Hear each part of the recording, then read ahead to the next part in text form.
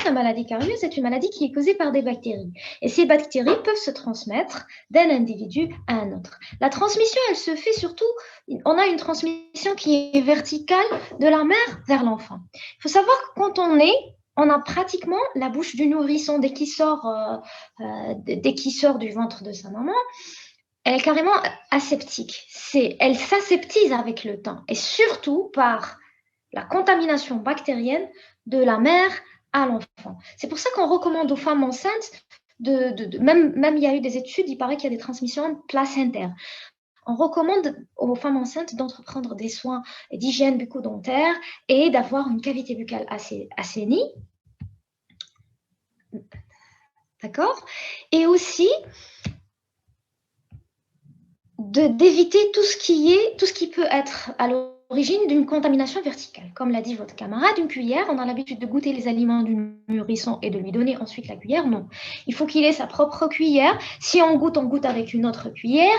Même la tétine, en ce qui concerne tout ce qui est tétine et autres, donc il y a des réflexes chez les mamans qui de sucer un petit peu la tétine quand elle se salit et tout, des réflexes vraiment qu'il faut proscrire à cause de cette contamination verticale. Alors, le processus de déminéralisation, il va conduire à la destruction progressive des tissus durs de la dent. Donc, cette destruction, elle constitue le symptôme de la pathologie. Vous avez la contamination par les streptocoques, un phénomène de déminéralisation, reminéralisation. Donc, on a le pouvoir de tampon de la salive et une consommation limitée d'hydrate de carbone, on peut espérer une reminéralisation. Mais si on a des attaques acides fréquentes et que la salive perd son pouvoir tampon ou bien qu'on a des problèmes au niveau du fluide salivaire, là, on aura un phénomène de déminéralisation qui va prendre le dessus sur la reminéralisation. Donc, et qui va attaquer les tissus durs, aboutissant à une carie de l'émail et qui est, comme je vous ai dit, une lésion irréversible, étant donné que ces tissus ne pourront pas être remplacés. Alors, le phénomène donc, de reminéralisation, donc la progression de la lésion carieuse, est un phénomène dynamique, un processus dynamique. On a des périodes de progression et des périodes d'arrêt, voire de régression. Les périodes d'arrêt, voire de régression, soit par la salive naturellement, soit nous, on va essayer d'arrêter ces processus. Par quoi? Donc, par une modification des habitudes d'hygiène alimentaire. On modifie les habitudes d'hygiène alimentaire par un renforcement donc, de consommation donc, de substances fluorées, que ce soit en topique. Généralement, on préfère les applications topiques. Topiques, c'est-à-dire sur les surfaces dentaires. Systémique, c'est ce qu'on prend par voie orale. Alors, l'évolution aussi va dépendre des équilibres pathologiques et des paramètres physiologiques de défense. Donc, alors, ces équilibres, ces facteurs pathologiques, vous avez ce qu'on apporte nous et les paramètres physiologiques, ce que l'autre présente qui est déficient. Donc, le processus de minéralisation, c'est très important, il va s'initier lorsque le pH est inférieur à 5,5. Tout ce qui est substance avec un pH inférieur à 5,5 sont des substances fortement cariogènes.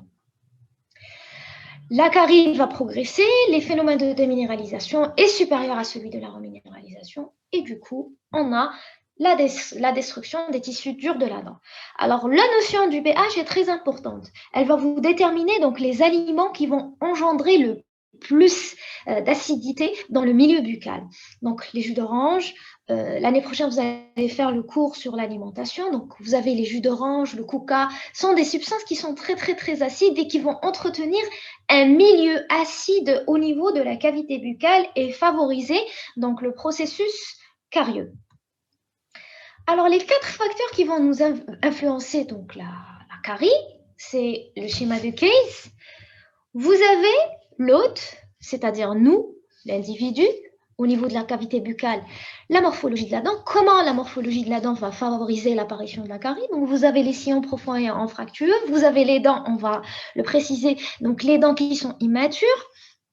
Vous avez aussi, comme Hamouda, les facteurs génétiques interviennent, comme la minéralisation, la présence d'hypoplasie, d'amélogénèse imparfaite, d'antinogénèse imparfaite, sont des facteurs des facteurs de gravité de la pathologie carieuse et qui font que ces individus vont faire partie des patients à haut risque carieux.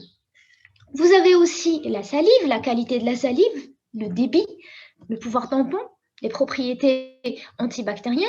Vous savez qu'il y a des personnes qui ont un déficit salivaire qui est dû soit à des traitements tels que la radiothérapie, ou bien carrément des pathologies cancéreuses qui vont atteindre les glandes salivaires.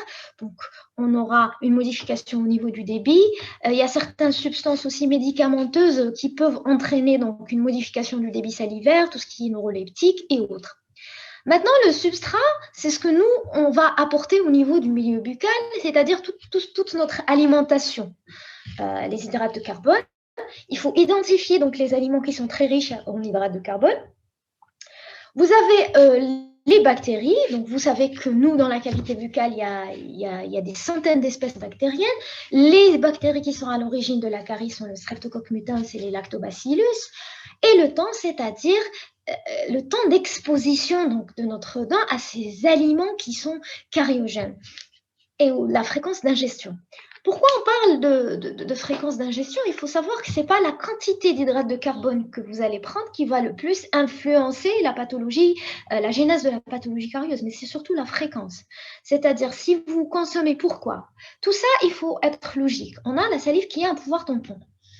Si je consomme autant d'hydrates de carbone, par exemple, après le déjeuner, et je n'en consomme plus, j'ai ma salive qui va remonter le pH salivaire et les hydrates qui va remonter le pH salivaire. Par contre, si je cumule les consommations d'aliments acides et sucrés, donc la salive, elle ne pourra plus assurer son pouvoir tampon. Il y aura trop de cycles d'agression. Il y aura trop de cycles de déminéralisation consécutifs à l'agression. Alors, pour la flore bactérienne, les types de bactéries, vous avez donc les Streptococcus mutans et les Lactobacillus. D'où vient cet acide? Alors, il faut savoir que ces bactéries cariogènes vont métaboliser des glucides d'origine alimentaire, ce qu'on va apporter nous. Donc, ce métabolisme produit des acides. On a l'acide lactique, l'acide propionique et l'acide formique. Cette production d'acide va entraîner une baisse du pH. En dessous d'un seuil de 5,5, c'est la phase minérale de la dent qui est susceptible de se déminéraliser. Alors, l'acquisition, comme je l'ai déjà expliqué, des streptococcus et des bactéries à gram positif se fait principalement au contact de la flore parentale, c'est-à-dire une contamination verticale de la mère ou bien du père vers l'enfant à un stade très, très, très précoce de la vie de l'enfant. Maintenant, l'hôte, c'est-à-dire nous, différents facteurs généraux et locaux, donc propres à chaque individu. Donc, vous avez les facteurs locaux et les facteurs généraux. Donc, parmi ces facteurs, vous avez la qualité de l'émail et de la salive. Comme je vous dis, l'émail, on peut être atteint de pathologies génétiques comme l'amélogénèse imparfaite, la dentinogénèse imparfaite, la MIH, l'hypominéralisation molaire et incisive, donc ils vont fragiliser cette structure dentaire. Elle ne va pas avoir les mêmes propriétés de résistance à l'attaque carieuse et la salive. La salive, elle va participer à l'auto-nettoyage, d'où le débit est important, et aussi donc à la reminéralisation grâce à l'apport des ions calcium et phosphate.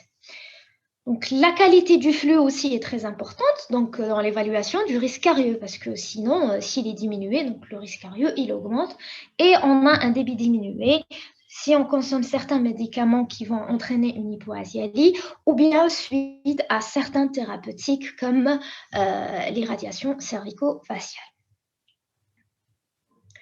Le substrat maintenant est le temps. Comme je vous ai dit, la fréquence d'exposition est très importante. Une prise répétée d'hydrate de carbone avec des intervalles courts, elle ne va pas permettre à la salive d'exercer son pouvoir tampon et on va avoir une bascule vers la déminéralisation au lieu de favoriser la reminéralisation. Maintenant, en ce qui concerne cette carie, il faut savoir que la pathologie carieuse est une pathologie qui est très, en termes de fréquence, qui est fait, qui circulent vraiment dans toutes les populations, qui constituent un réel problème de santé publique. Alors, les statistiques sont effrayantes. 60 à 90% des enfants scolarisés dans le monde ont des caries. C'est-à-dire qu'on n'est pas arrivé à assurer la prévention qu'il faut.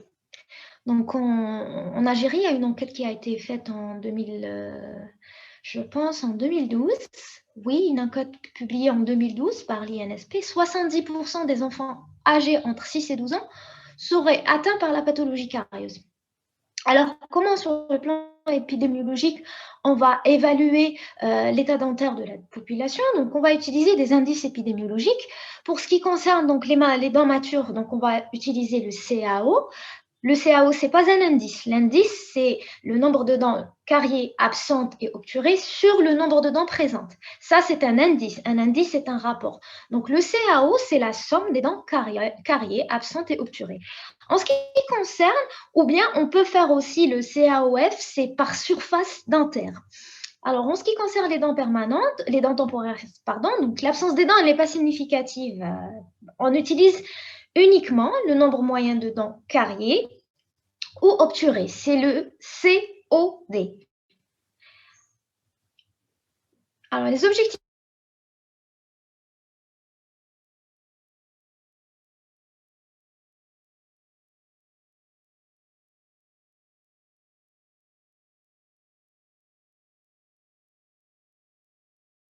à faire 1,5.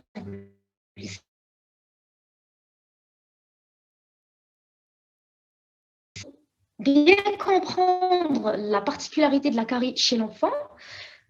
Alors, chez l'enfant, on a deux types de dentures. On a une denture. Est-ce que c'est bon? Est-ce que vous arrivez à m'entendre? Oui, madame, on vous entend. Très bien. Oh, Ryan. Oui. Alors, du point de vue morphologique, on a l'épaisseur des tissus durs au niveau de l'émail de la dentine, elle est sur la dent temporaire. Donc, ce qui fait que la pulpe, elle prend un volume quand même très important.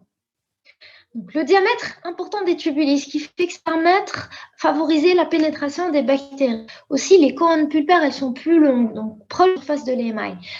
Les implications pulpaires dues aux agressions carieuses et traumatiques sont donc fréquentes. C'est-à-dire que toute agression, on peut vite arriver à la pulpe, contrairement à une denture, à la dent mature, aux dents matures, aux dents permanentes matures, ou l'émail et la dentine, qui sont organisées en des couches assez importantes, loin de la pulpe. Donc, pour arriver à la pulpe, il faut vraiment avoir une carie profonde ou bien un traumatisme qui entraîne une perte de l'émail et de la dentine pour la pulpe. Là, la carie, elle progressivement, donc due à cette susceptibilité tissulaire, et aussi lorsqu'on fait le curetage sur les dents temporaires, il faut très attention parce qu'on tombe rapidement dans la pulpe.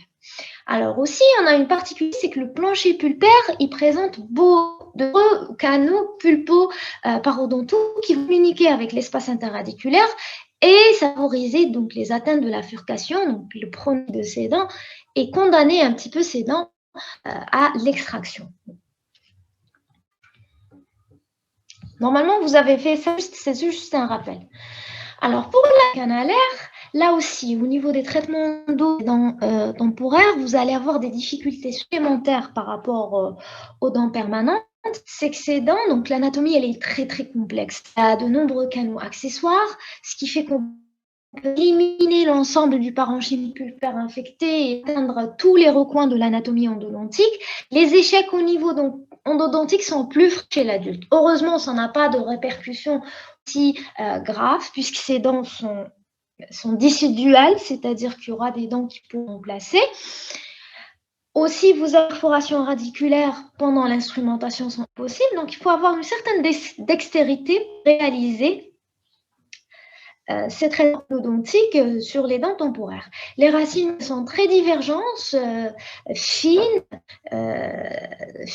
une finesse aussi, c'est très fin, donc il faut utiliser des instrumentations chez l'enfant. Vraiment, une broche numéro 8, 10, maximum 15, et c'est bon, la préparation elle s'arrête là, parce que vous pouvez introduire d'autres instruments, les canaux sont fins. Et vous avez le domaine de résorption physiologique, il est asymétrique. Là,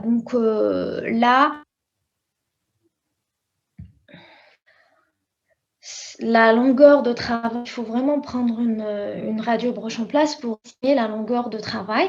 Et juste par rapport à l'utilisation du localisme apex chez l'enfant, il vaut mieux se fier à l'examen radiologique.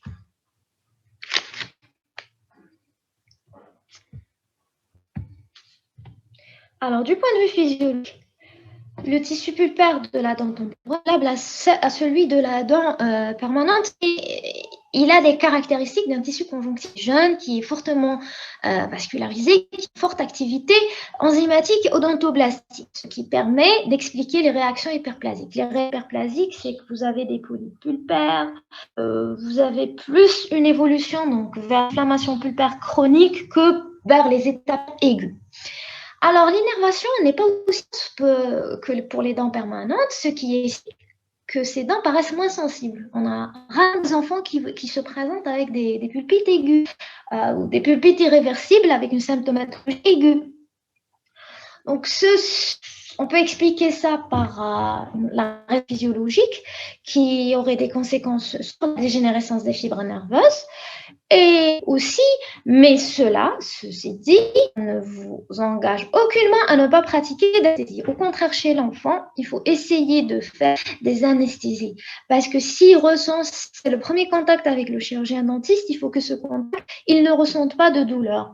À la moindre petite sensation douloureuse, donc l'enfant va rejeter les soins et sera à l'échec thérapeutique. Et la physiopathologie donc, de la dent temporaire varie en fonction des stades. Vous avez fait les différents stades. Alors, qui peut me répondre sur les différents stades?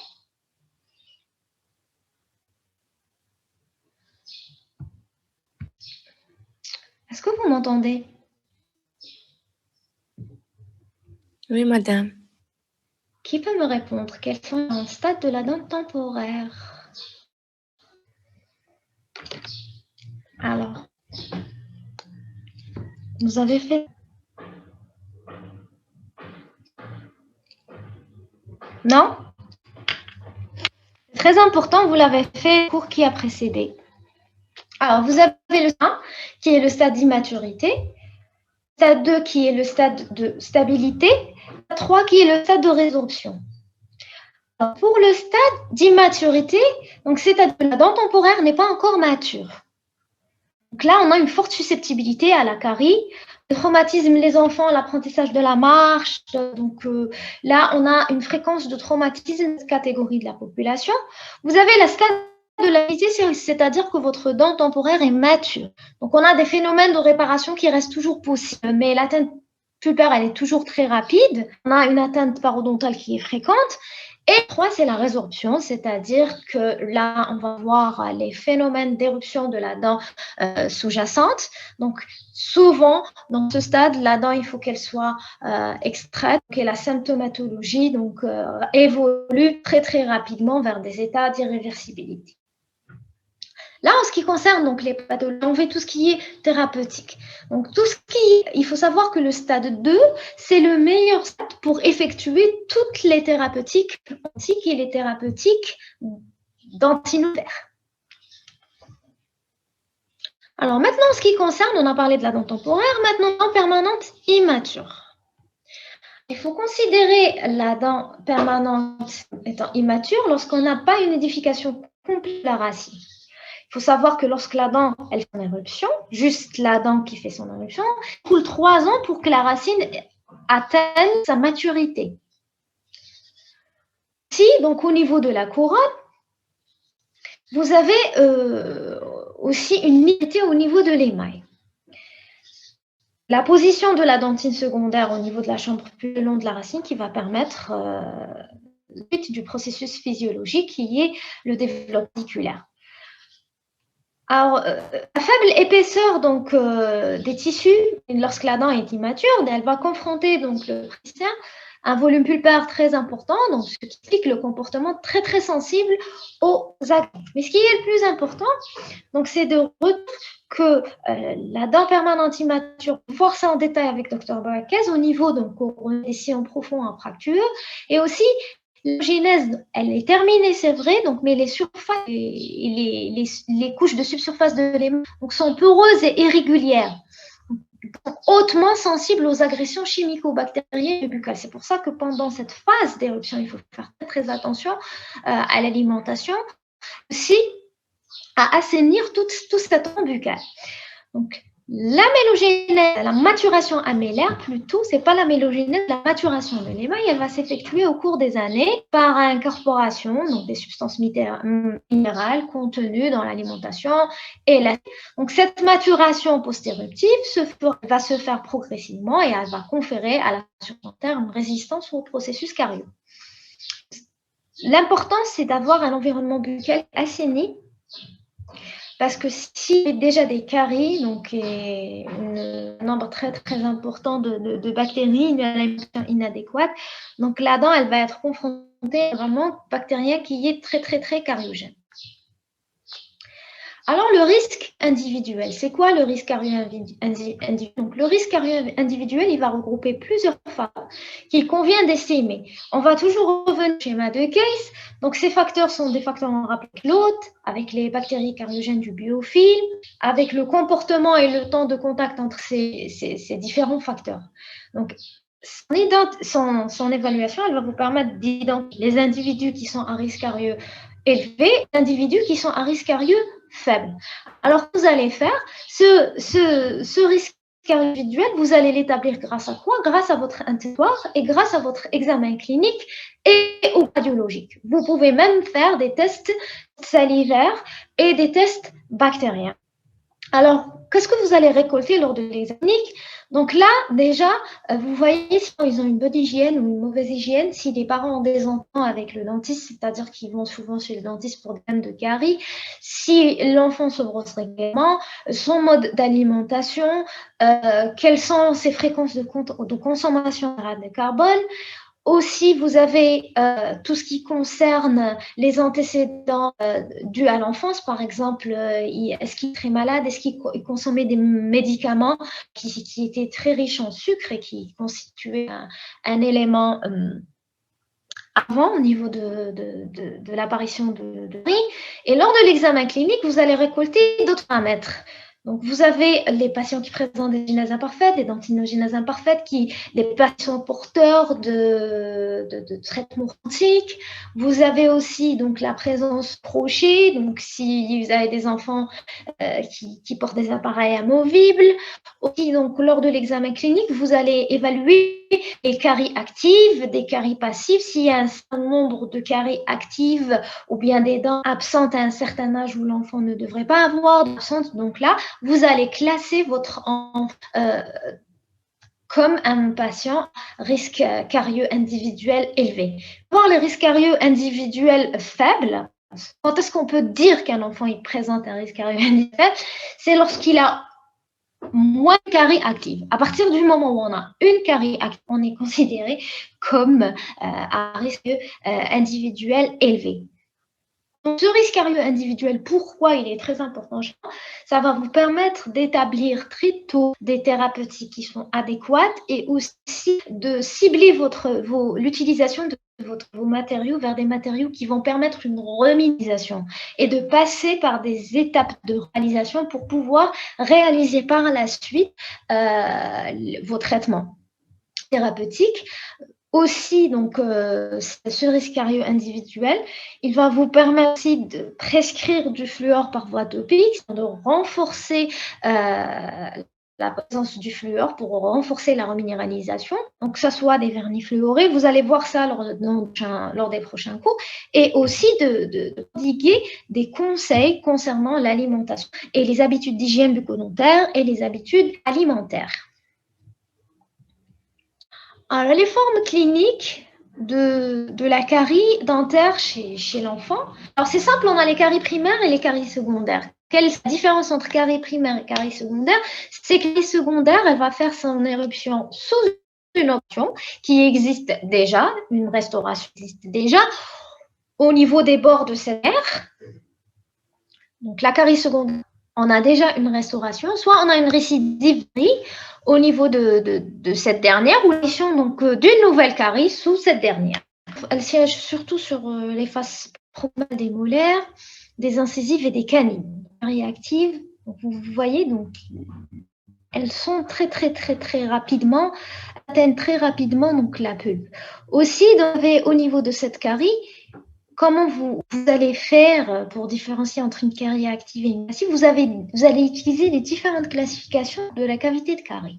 Vous avez vu qu'on a les cavités, vous avez fait les classifications donc, qui est obsolète parce que c'est une classification qui est uniquement topographique, et aussi STAT, classification selon le site et le stade. C'est une classification malheureusement qui ne tient pas compte de l'état pulpaire, qui tient compte surtout de la perte de substance tissulaire. Moi, je préfère la classification ICDAS. La classification ICDAS, ce qui est bien, c'est qu'elle va vous permettre de quantifier cette perte. Donc là, on est sur des scores 5 ICDAS. Là, on est sur 5 aussi. On a une perte de l'émail, une perte de la dentine, donc une atteinte profonde qui est située juste en regard des parois pulpaires.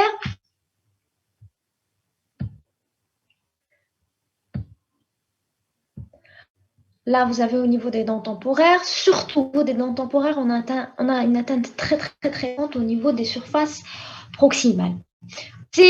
Sur la dent temporaire, ces atteintes, elles aboutissent rapidement donc, à la nécrose donc, du pulpaire. On n'a pas les phénomènes de réponse de la dent, c'est-à-dire la formation de la dentine réactionnelle. L'examen clinique, vous avez des lésions qui sont brunâtres, donc elles sont facilement excavables. Il ne vous faut pas la turbine ou le contre-angle avec juste un excavateur, donc vous pouvez réaliser la détertion, donc votre curtage déminéralisé. La particularité, c'est qu'elle reste asymptomatique, donc juste qui est effondrement des crêtes marginales, c'est-à-dire le patient il va rien ressentir.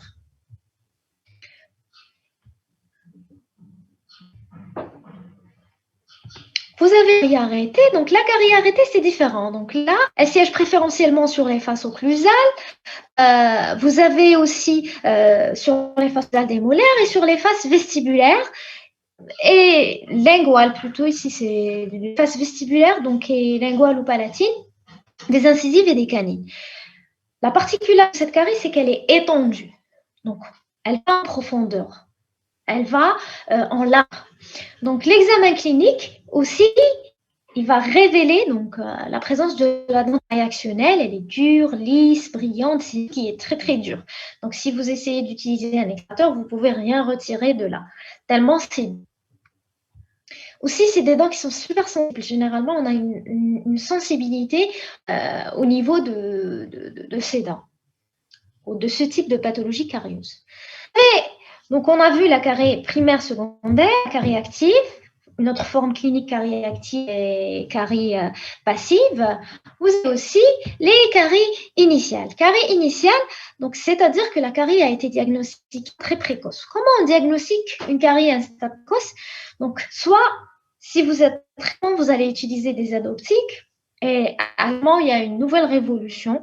La dernière fois de publication, si ça intéresse, c'est qu'on a des d'aides optiques.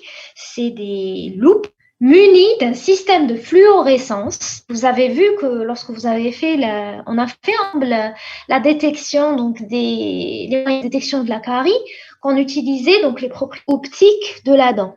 Et là, carrément, on a au niveau de ces loupes, elles vont vous permettre de détecter la carie à un stade très précoce. Maintenant, si on n'a pas d'aide optique, donc on peut distinguer donc, ces caries par leur aspect. Vous avez les premiers signes de la lésion des taches blanchâtres. C'est ce qu'on appelle le leucome précarieux ou lésion initiale. Alors, il faut faire la différence entre la materia alba et le leucome pas carieux ou la lésion initiale. C'est-à-dire que vous nettoyez vos surfaces. Une fois que vous avez nettoyé vos surfaces, poli vos surfaces, donc là, vous avez toujours persistance de cette lésion blanchâtre, c'est une lésion initiale. Donc, c'est la materia alba ici, c'est-à-dire les premiers pots de la plaque, et vous dire oui, c'est carie initiale.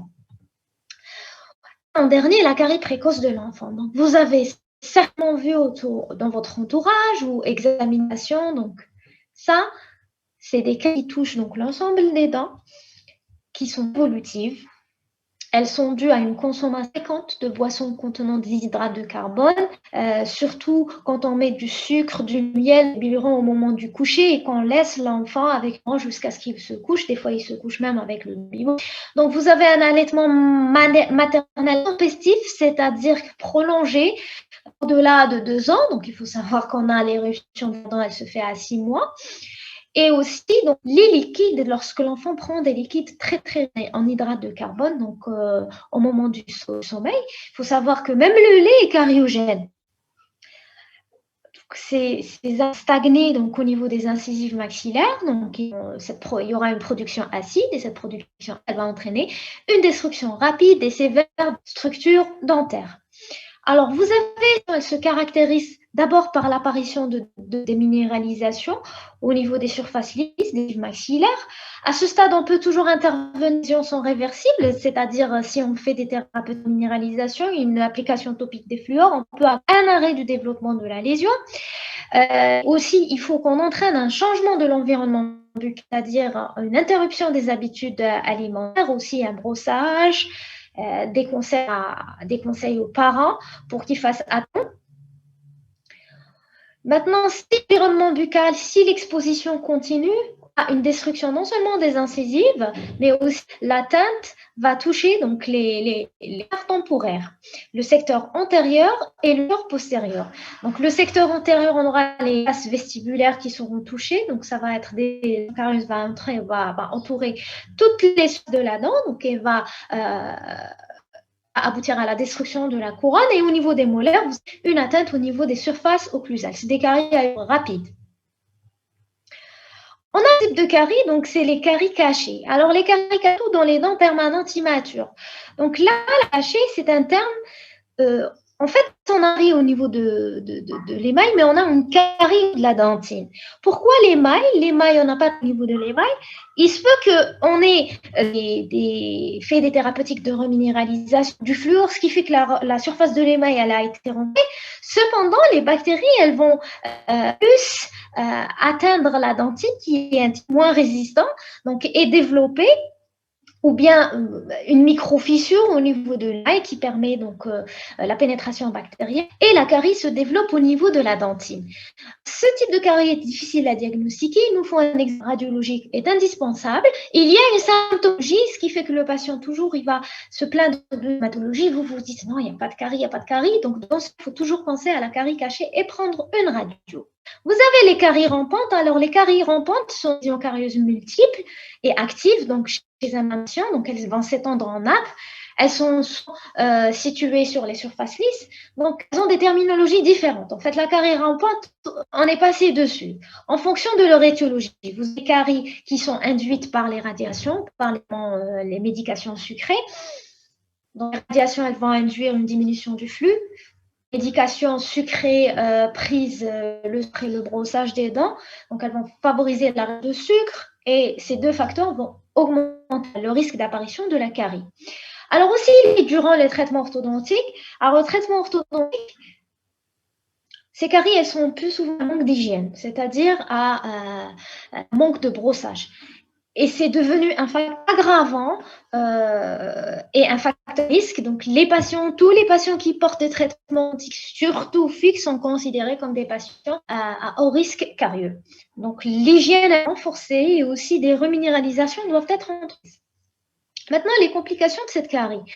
Les complications, elles peuvent être locales, atteignant la dent ou le germe sous-jacent, ou générales pouvant affecter le développement général et ou crânio-facial. Donc, local, on a les complications de la carie et vous avez les complications loco-régionales, on va se baser sur ça. Alors, en denture temporaire, avant de toute décision thérapeutique, il faut établir un diagnostic pulpaire correct. Il faut savoir que le diagnostic chez l'enfant est plus difficile à établir que chez l'adulte. Parce que même si on fait les tests de sensibilité pulpaire, ils ne sont pas très fiables chez l'enfant. Pourquoi? Parce que déjà, on peut avoir l'enfant est susceptible au moindre bruit, au moins touché, donc d'emblée, il a mal. D'emblée, sa tête, il a mal. Donc, si vous faites le froid, ça va lui faire mal. Le jet d'air, ça va lui faire mal. Donc, les tests ne sont pas très significatifs. Ceci dit, tableau clinique qui va nous permettre de nous orienter vers les différents états pulpaires que peut présenter donc, le patient. Et je vous l'ai transmis en support. Alors, chez l'enfant, la première pathologie, la pathologie la spécifique, c'est le syndrome du septum. Alors, ce syndrome du septum, il est dû au carie proximal, donc au niveau de dedans, de carie proximal au niveau de dedans, c'est ce qu'on appelle les caries jumelles. On a un effondrement des deux crêtes, et suite à l'effondrement des deux crêtes, on a un tassement alimentaire. Et ce tassement alimentaire, donc, il va entraîner des problèmes au niveau de la papille interne, qui va être irritée, œdémée, enflammée, donc, et parfois même on a une petite descente de l'os marginal, comme vous le voyez ici au niveau du haut. Alors, le syndrome du septum même vous entraîner des problèmes de type desmodontite parodontale aiguë. Vous pouvez avoir une implication pulpaire, c'est-à-dire la dent, elle peut être vivante ou bien nécrosée. Donc, vous pouvez avoir des signes d'inflammation réversibles ou réversibles. Le traitement est simple, il consiste à restaurer les contacts proximaux et de l'état pulpaire. Donc là, vous allez adopter la thérapie appropriée si vous avez des signes d'inflammation réversibles. Donc là, vous appliquez les techniques dentinopulpaires. Donc par contre, vous avez des signes d'inflammation irréversibles. Donc vous faites pulpotomie ou votre pulpectomie, donc du stade évolutif temporaire. Alors, on a les inflammations réversibles. Alors, c'est une inflammation qui est chronique, qui est due à une carie profonde. L'inflammation, elle reste confinée au niveau de la chambre pulpaire. La thérapeutique de choix chez l'enfant, c'est la pulpotomie. Quand vous avez je ne vais pas insister dessus parce que c'est juste la sémiologie, donc juste une information, vous allez faire votre pulpotomie. Si vous avez de l'hémorragie pulpaire, elle est incontournable. Là, vous allez passer à pulpectomie. Ça veut dire que l'inflammation, elle a dépassé la chambre pulpaire. Vous avez l'inflammation pulpaire irréversible des dents temporaires, donc une douleur spontanée, aiguë, qui va réveiller le patient. C'est le signe pathognomonique.